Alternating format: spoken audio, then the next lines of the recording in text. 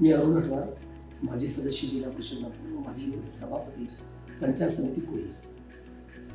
अरुणोदय या सिकलसेल आजारावरील एक उपचाराचं साधारणतः मला वाटतं 15 जानेवारी ते 7 फेब्रुवारीपर्यंतचा जो कालावधी, रुग्णाचा शोध घेणं, त्यांना समुपदेशन करणं आणि आवश्यक वेळी त्यांना उपचार देखील करणं, असा या उपक्रमाचा खरा हेतू आहे.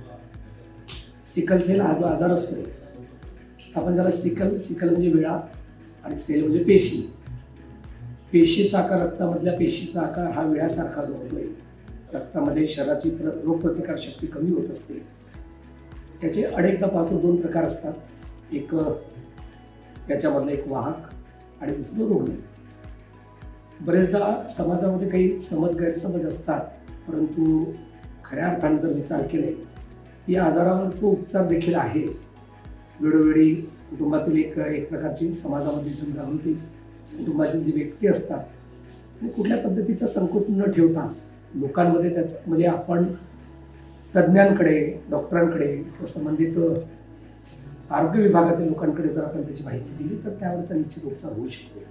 परंतु बरेचदा या बाबतीमध्ये होत नाही. मग ते योग युवती असेल, एखादी बुजुर्ग व्यक्ती असेल किंवा बालवयमधलं असेल, तर असं खऱ्या अर्थाने या सर्वांनी आपण ते माहिती दिली पाहिजे आणि यावरचं आपण हा जो एक प्रकारचा पंधरवडा आहे हा निश्चित साजरा केला पाहिजे.